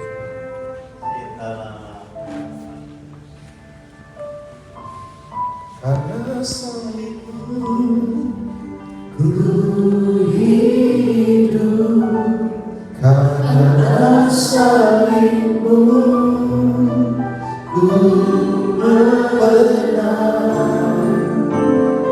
Engkau yang berkuasa, sanggup untuk melakukan mujizat-Mu. Karena salibmu ku hidup, karena salibmu istri saya dulu. Engkau yang berkuasa, sanggup untuk melakukan mujizat-Mu. Karena salibmu ku hidup, karena salibmu ku menang. Engkau yang berkuasa, sanggup untuk melakukan mujizat-Mu. Salibmu ku hidup, karena salibmu ku menang. Engkau yang berkuasa, sanggup untuk melakukan mujizat-Mu. Karena salibmu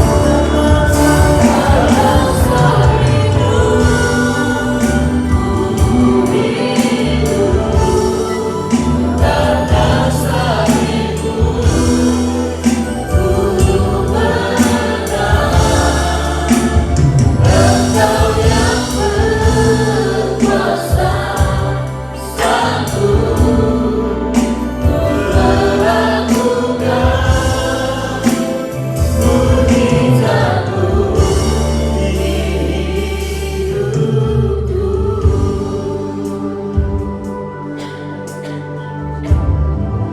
Izinkan musik boleh menyembah Tuhan. Kita terus boleh menikmati hadirat Tuhan yang ada. Satu pekerjaan baik yang Tuhan sudah tentukan sebelum kita bisa merasakan seperti apa yang Tuhan sebetulnya merindukan. atas kehidupan kita sekalian.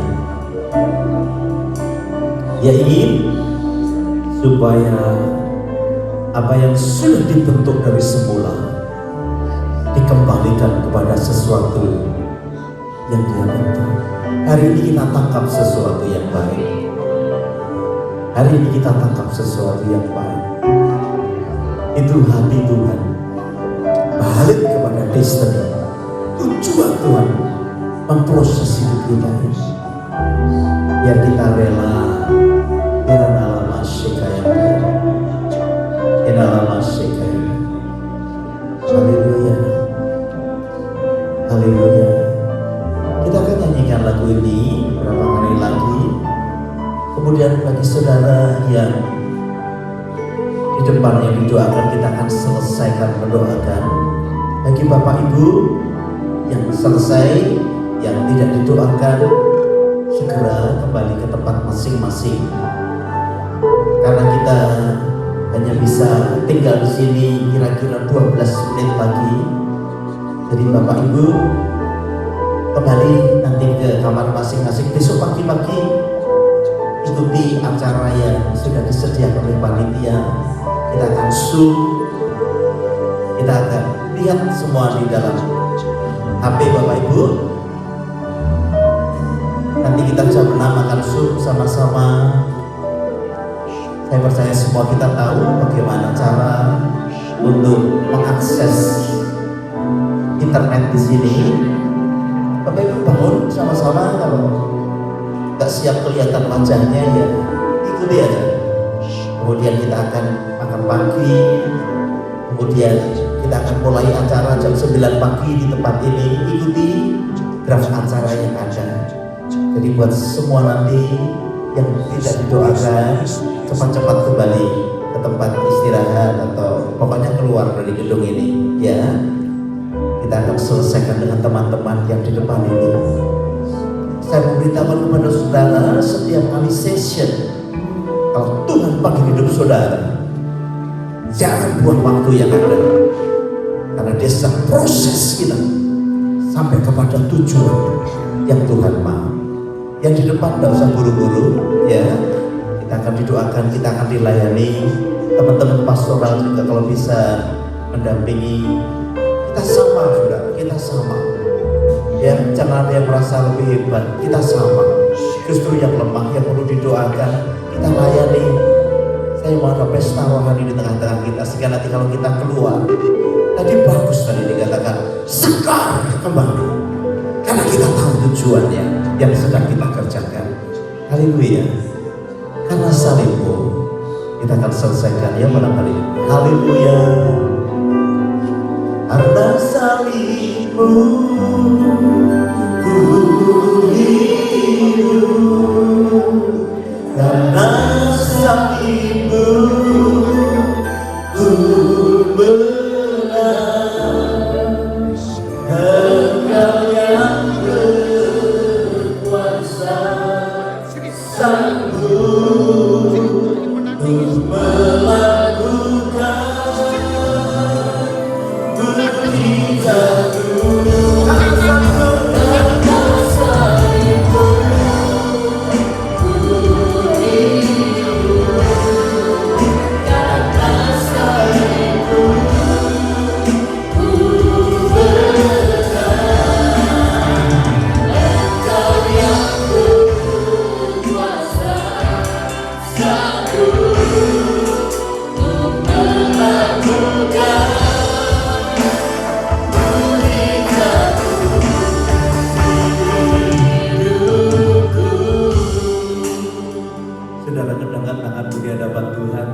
kembali ke tempat masing-masing dengan membawa berkat yang besar dari Allah Bapa, cinta kasih dari Tuhan kita Yesus Kristus, bahkan persekutuannya di dalam Roh Kudus menyertai istirahat kita pada malam hari ini sampai besok pagi kembali. Kita haus dan lapar akan kebenaran firman Allah, berkumpul di tempat ini untuk meraih berkat Allah, tujuan yang Tuhan mau di dalam hidup kita, di dalam nama Yesus. Semua kita berkata yang di depan tetap tinggal. Bapak Ibu selamat malam, Tuhan memberkati kita sekalian. Nanti kalau jalan ke tempat masing-masing masing-masing jangan terlalu ribut ya. Haleluya. Kita ketemu besok pagi ya di Zoom kita, di doa pagi kita, kemudian makan pagi ada di bawah ya, di restoran di bawah. Kita akan ketemu juga di sana. Semua Bapak Ibu dipersilakan makan pagi dari jam 6 sampai jam 10 ya. Tapi kita sudah sampai di sini lagi jam 9 kurang 10 ya. Jam 9 kurang 10 kita sudah sampai di sini. Betul ya? Jam 9 kurang 10 ya. Jam 9 besok mulai. Oke. Tuhan Yesus memberkati. Shalom. Haleluya.